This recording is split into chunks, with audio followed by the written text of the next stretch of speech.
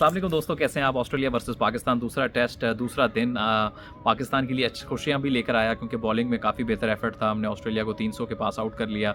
Batting में partnership बहुत ज़बरदस्त थी अब्दुल्ला शफीक और शान की, लेकिन फिर जब विकेट गिरी तो हमेशा से हमने ऐसे देखा है एक अच्छी partnership followed by some soft dismissal या ईजी विकेट्स या जो भी समहाउ आपका कोलैप्स आया, जो कि हमेशा होता रहा है। एक तो मायूसी तो हुई लेकिन हैरानगी नहीं हुई क्योंकि ऐसा पहले भी होता रहा है। थोड़ा सा हम डे 2 पे बात करते हैं, कुछ और फैक्टर्स पे बात करते हैं। मैं सबसे पहले बात करना चाहूँगा मीर हमज़ा के ऊपर। किसी को ताकि ये एहसास ना लगे कि यार कोई प्लेयर पसंद नहीं है तो इसलिए उसके ऊपर बात करें। हम स्टार्ट उसकी पॉजिटिव चीज़ों से करते हैं कि एक तो बहुत ही रेगुलर परफॉर्मर है डोमेस्टिक क्रिकेट का, एक नहीं बहुत ज़्यादा सालों से, और उसने 400 विकेटें तभी जाके लिए इसी वजह से वो टीम के अंदर आया। उसने जो ये टीम में अपनी जो उसकी एंट्री हुई है उसकी मेहनत के ऊपर हुई है, उसके पीआर के ऊपर नहीं हुई है।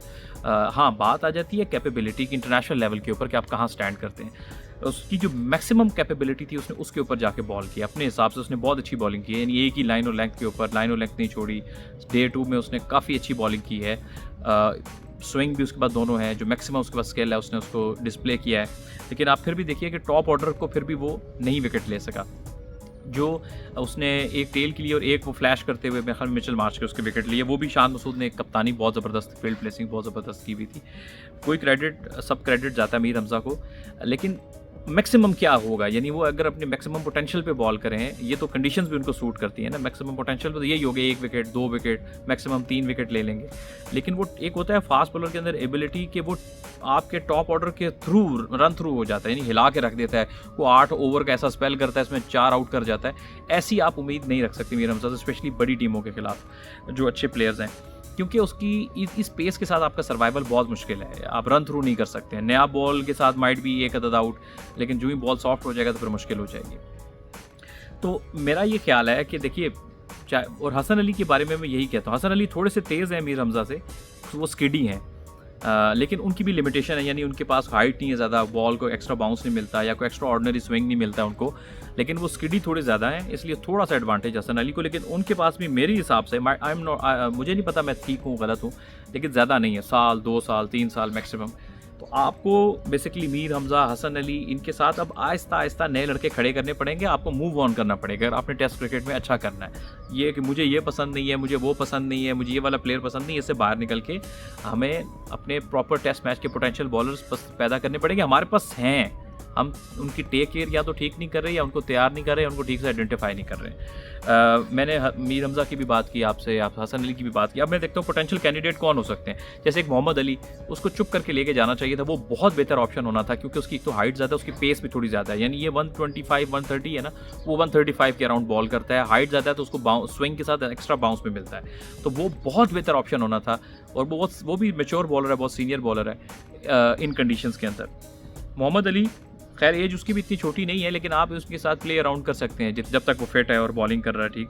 फिर आपके पास जो पोटेंशियल बॉलर्स हैं, जिसमें अरशद इकबाल हो गए, शाहनवाज दहानी हो गए, आपके काशिफ अली हो गए, और भी कुछ होंगे। अगर मैं किसी का नाम मिस कर रहा हूँ तो मुझे बता दीजिएगा, और शायद आने वाले सीजन में और भी लड़के उभर के सामने आएंगे। आपने इनमें से बेस्ट टेस्ट के पोटेंशियल, ये नहीं कि आपने उनको T20 में भी रगड़ना है, वनडे में भी रगड़ना है। यही गलती आप करते रहे शाहीन के साथ, नसीम के साथ, हर फॉर्मेट में रगड़ते रहें। तो आपने कुछ टेस्ट के स्पेशल्स अलग कर लेने हैं और उनके ऊपर फोकस ट्रेनिंग करवानी है हाई परफॉर्मेंस सेंटर में, उनकी प्रिपरेशन ए टूर्स में। जिस तरह से कि यार ये हमने टेस्ट का मटेरियल तैयार करना है, टेस्ट के प्लेयर हैं, यानी इनको प्रायोरिटी फॉर्मेट टेस्ट होगा, तो ताकि वो आपके पास एक या 2 सालों में 5-6 फास्ट बॉलर्स की लॉट खड़ी हो जाएगी, आपके पास आसानी हो जाएगी चूज़ करने में।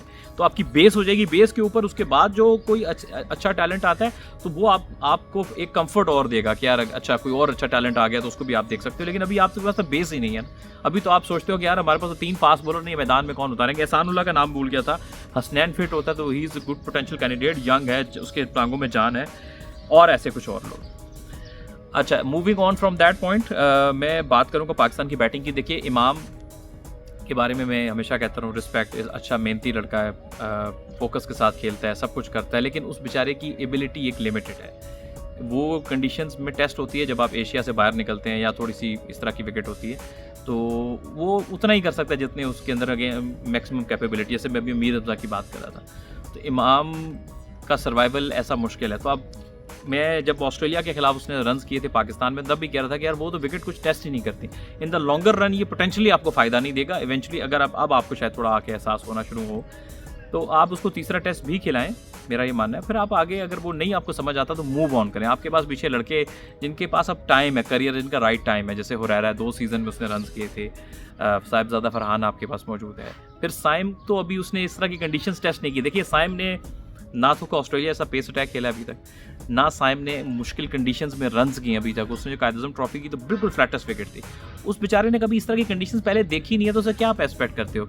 उसने हो सकता है एक इनिंग्स में फ्लैश करके थोड़े रन्स कर भी दे, हो सकता है अगली में फेल हो जाए। तो उसको अभी आप डेवलपमेंट फेज़ में रखें लंबी फॉर्मेट की क्रिकेट के। जो लड़के अभी पहले उससे थोड़ा आगे हैं टैलेंट में, ये तैयारी में as a well prepared product, Sahibzada और हुरैरा, उन पे फोकस ज़्यादा करें। साइम को तो 7-5वें में डालें, हो सकता है साल बाद 1.5 साल बाद वो बहुत अच्छे से तैयार हो जाए, तो उसको 5वें में रखें, जल्दी ना करें। आपको जल्दी किस बात की है? और फिर मूव करूँगा जी अगले पॉइंट के ऊपर, शान मसूद के। देखिए शान मसूद इस टूर के ऊपर पाकिस्तान के जो बैट्समैन सबसे ज़्यादा कंफर्टेबल दिखाया हमें पेस के अगेंस्ट, वो शान मसूद है। एक इनिंग्स में भी उसको किसी ने बाउंसर पे आउट नहीं किया, किसी ने कोई एक्स्ट्रा ऑर्डिनरी बॉल पे वो बोल्ड नहीं हुआ, लेग बिफोर आउट नहीं हुआ। वो शान मसूद आउट हुआ है शॉट्स मारते हुए, ठीक है। मुझे समझ आती है उसका ना डिफेंस इतना एक्स्ट्रा ऑर्डिनरी नहीं है, उसने एक मेथड बना लिया कि मैं रन्स करता जाऊंगा। लेकिन ऑस्ट्रेलिया में सर्वाइव करने के लिए आप आंखें बंद करके हर तरह का शॉट नहीं मार सकते, क्योंकि दीज आर ऑस्ट्रेलियंस। उन्होंने बड़ी बड़ी टीमों को डाउन किया हुआ है। आप उसको एक शॉट मारोगे, 2 मारोगे, तीसरे पे वो आपको प्लान करके आउट कर लेंगे।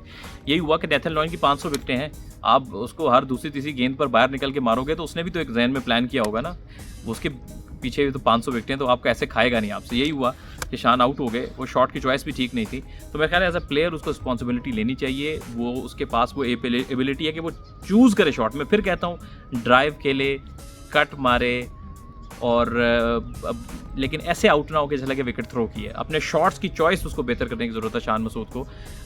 जैसे खुले दूर ड्राइव नहीं लगते ऑस्ट्रेलिया में, जो पहले टेस्ट में उन्होंने गलती की थी, और इस बार भी बार बार नहीं आगे निकल के लगेगी। तो क्रीज में रह के जो best possible safe way to play the attacking cricket, ये वर्ड यूज़ करूँगा, वो उनको करना चाहिए। मुझे मायूसी हुई, शान इससे बहुत बेहतर कर सकते थे। जिस तरह आज खेल रहे थे वो उनको सेंचुरी की तरफ जाना चाहिए था। It's not a good way to throw किया विकेट उन्होंने, और तीनों इन्हें जितनी खेली हैं उन्होंने थ्रो ही किया विकेट। शान के बाद बाबर के इशू पे आते हैं। देखिए बाबर आजम का मैं थोड़ा पीछे लेके जाना चाहूँगा। आपका दोस्त वो जो आपको सही मशवरा दे, आपका दुश्मन का लफ्ज़ तो मुनासिब नहीं है, लेकिन आपका वो बंदा दोस्त नहीं हो सकता जो आपको कहे कि मैं तुम्हारे साथ हूँ और आपको गलत चीज़ के ऊपर बैक करता रहे। बाबर आजम की डिक्लाइन, ये मेरा ओपिनियन है, ये आप इस सही गलत हो सकता है। मेरा ख्याल है कि बाबर आजम का डिक्लाइन जो 2023 में है, उसके पीछे सबसे बड़ी वजह जो है वो रमीज़ राजा साहब है।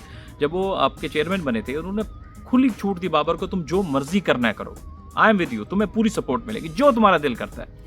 ये सिर्फ बाबर नहीं, ये जो भी इंसान को आप ऐसे कहेंगे ना ज़िंदगी के किसी भी फील्ड में, उसके डी ट्रैक होने के चांसेस बहुत बढ़ जाएंगे। यही वजह हुई कि बाबर डी ट्रैक हुआ, उसको लगा मैं बहुत पावरफुल कप्तान हो गया, मैं जो चाहूँगा मैं कर लूँगा, मैं चाहूँगा तो मेरी मर्जी के प्लेयर खेलेंगे, मेरे जो चाहूँगा वो प्लेयर खेलेगा, चाहे वो मेरिट पर आए या ना आए। और इसी वजह से उनका फोकस कप्तानी के मामला में भी गलत हो गया, पावर का नशा आ गया, और यही वजह थी कि उनकी बैटिंग में भी कॉम्प्रोमाइज़ हुआ। आप उनकी फिटनेस देखें, ज़मीन आसमान का फ़र्क है। साल डेढ़ पहले देखें वो बिल्कुल फ्लैट जिस्म, बिल्कुल लीन थे, अब उनका थोड़ा सा आपको टमी निकली हुई नज़र आ रही है। ये जो अभी बाबर आजम का ये जो लेटेस्ट आउट हुआ है, ये बड़ी एग्जांपल। आप फिर अगर उसको रिप्ले में करके देखें तो बाबर ना तो ये एक्सपेक्ट कर रहे थे कि गेंद मूव होगा, हालांकि आप देखें तो मूवमेंट कॉन्टिन्यूसली मिल रही है, इसलिए बैट पैड क्लोज करके उनको खेलना चाहिए था। और दूसरा वो लेट भी हुए हैं, लेट इस वजह से हुए हैं कि वो उनकी फीट मूवमेंट जो है, वो बॉडी मूवमेंट जो है वो स्लो हो गई है। ये बहुत सारे फैक्टर्स हैं। फोकस भी क्रिकेट पे हटा, इसी वजह से 2023 में वो उस तरह से परफॉर्म नहीं कर सके, और फिटनेस भी, फोकस हटा तो फिटनेस गई तो परफॉर्मेंस में भी डिक्लाइन आ गया। ये प्लेयरों पे आता है, ये is not only individual. At the end मैं फिर कहूँगा बहुत अच्छा लड़का है, बहुत मेहनती, फोकस्ड है, लेकिन इसका फोकस हिला है 2023 में, जो कुछ बेस्ट पॉसिबल रीजंस मैंने आपके सामने रखी हैं। और हम चूँकि उसके वेल विशर हैं, हम चाहते हैं वो बेस्ट परफॉर्म करे। और बेस्ट परफॉर्म कैसे करेगा? उसको अपनी फिटनेस को ठीक करना पड़ेगा, अपने फोकस को वापस गेम पे लाना पड़ेगा, कप्तानी आई गई इन चीज़ों से बाहर निकल के अब आगे मूव ऑन करना पड़ेगा। और 2024 में मेरी दुआ है कि वो बहुत अच्छा करे और जो उसका पोटेंशियल है उसके ऊपर जाके परफॉर्म करे। लेकिन 2023 इन वजूहत की वजह से उस बेचारे का ज़ाय हो गया, और उसको अपना फोकस को वापस अपने लाना बहुत ज़रूरी है। बैटिंग पे जाए, मेहनत करे। और जो एक आखिरी बात जो मैं बस अब करना चाहूँगा कि आपने देखा कि हमारे प्लेयर बाबर क्यों आउट हो रहा है, ये सऊद शकील क्यों आउट हो रहा है, पहले रन्स कर रहे थे, और बाकी प्लेयर अब्दुल्ला शफीक वगैरह हालांकि पैचेस में अच्छा खेलते हैं। उसकी वजह यह है कि हम अपनी फ्लैट विकेट के ऊपर, जो माशाल्लाह रमीज़ राजा साहब ने हमें तोहफा दिया था ना, फ्लैट विकेट के ऊपर खेलते रहे हैं, वहाँ पर प्लेयर की टेक्निक नहीं टेस्ट होती, आपका टेम्परामेंट नहीं टेस्ट होता।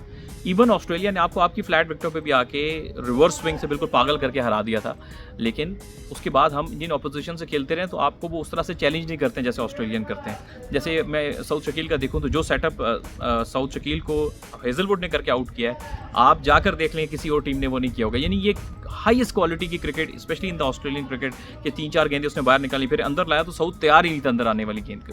तो ये हमारे प्लेयर्स का लर्निंग कर्व है। मैं इसलिए कहता हूँ कि अच्छी सरफेस पे खेलें, अच्छी टीमों के साथ आपकी ज़्यादा क्रिकेट होनी चाहिए ताकि इनका स्किल एक लेवल ऊपर जाए, उनको अब ये एहसास होगा कि नहीं यार इस तरह से भी आउट होता है, ये तो हमने करियर में पहले इतना ज़्यादा फेस नहीं किया।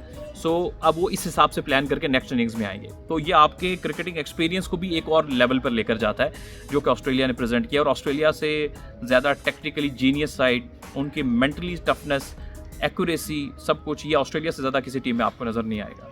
तो आई होप ये एक बड़ा एक प्लेजेंट एक्सपीरियंस होगा हमारी पाकिस्तान की टीम के लिए, और ऐसा चैलेंज उन्होंने ज़िंदगी में कभी पहले फेस ही नहीं किया। अगर आपकी कॉम्पिटिटिव डोमेस्टिक क्रिकेट होती या आपकी पिचेस मुल्क में अच्छी बना करती तो आप शायद पहले से तैयार होते, लेकिन इस चैलेंज के लिए आप तैयार नहीं थे, इसलिए इस पे हम ज़रूर मार्जिन देंगे अपने बैट्समैन को।